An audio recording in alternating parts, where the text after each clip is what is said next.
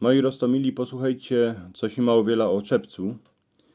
Czepiec to była taka wiedz, że bez tego żadno wydano baba nigdzie nie chodziła między ludzi, a to znaczyło, że baba je wydano.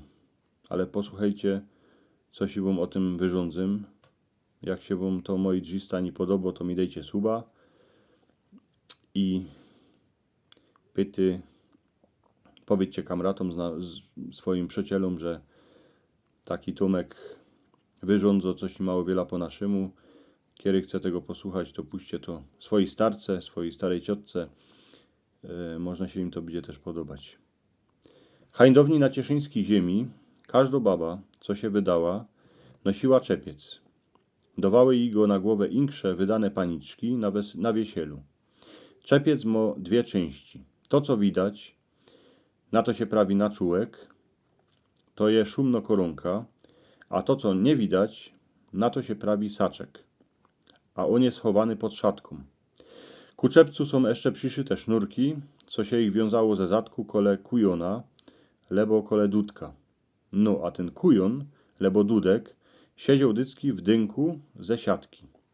Moducha się przed czepcem wiele razy broniła, albo aspoň musiała udawać, że się broni, ale kupa razy było na ozajs tak, że dziołcha sebrała synka, chłopa, ale mu nie przała.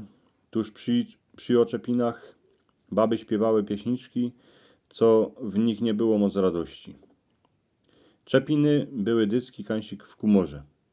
Młoducha, jak już czuła czepiec na głowie, wiedziała, że jej żywot się zmieni, że już nic nie będzie takowne jako kiejsi. Już se nie będzie mogła oto tak drepsić po chałupie, lebo gonić za kwiatkami pomiędzy, a plyść z nich wiąki. Terazy będzie miała chłopa, potem dziecka, przybędzie jej roboty a starości.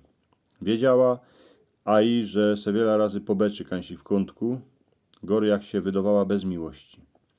Ale czepiec to była takowno wiec, że ludzie mieli dziołchę w zocy, bo już nie była swobodno, ale zaczęła być babą, gaździnką, tuż inakszy se wszyscy dookoła, na dziedzinie, na nią dziwali. Do kościoła na wiesieli, wszędzie na imprezy, do familii, do przyjacieli, a z tej zwianek musiała se obryć na głowę czepiec, bo to było tak, jakby miała napisane na czole, że je wydano. Zaczepiono baba w sukni ze żywotkiem, to była ozdoba dla chłopa. Na nią się wszyscy dziwali, a nie na niego. Jak tańcował chłop ze swoją babą, co była wypyrczono, to jej obliczki, a i czepiec furgały w lufcie. Inksi chłopi wiedzieli, że baba, co nosi czepiec, była wydano, a że mo chłopa. Tuż se mogli co najwyżej z nią słusznie zatańcować, a się na nią podziwać. W jednym małym czepcu były jednako, a i wszystkie starości, co się w babskiej głowie schowały. Że chłop pije, że były jednako, że dziecka są przeciwne, że roboty je tela, że nie za tego wszystkiego porobić, ale schowały się w nim a i ty wiesiołe wieca, że dziecka są posłeszne, że jest zdrowi, a na gospodarce się darzy.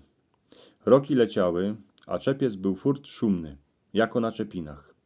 Jednako gębulka gaździnki się zrobiła pozgrzybacono. Starczyn czepiec, co go ona dostali na wiesielu, już był kapkę stargany. Tuż go wrazili do szuflody w kastliku, nigdy go nie wyciepowali. Jednako wiele razy było tak, że w jednym baba chodziła cały żywot, aż do śmierci. Baba, co miała czepiec na głowie, wiedziała, że ma za sobą chłopa, co jej pomoże, że nie ma sama na tym świecie. Wiele razy było tak, że choć chłop babie umrzył, to ona chodziła zaczepiono, bo do śmierci była jego, a inkszego nie chciała. No a jeszcze było tak, że paniczka w czepcu, jak się wypyrczyła, a wypidliła, wyglądała jak ganz inkszo baba. Bo oto na każdo drepsiła po chałupie w szatce, wiele razy w zimie w czopce, a tukej narozbaj w kościele była tako wymalowana.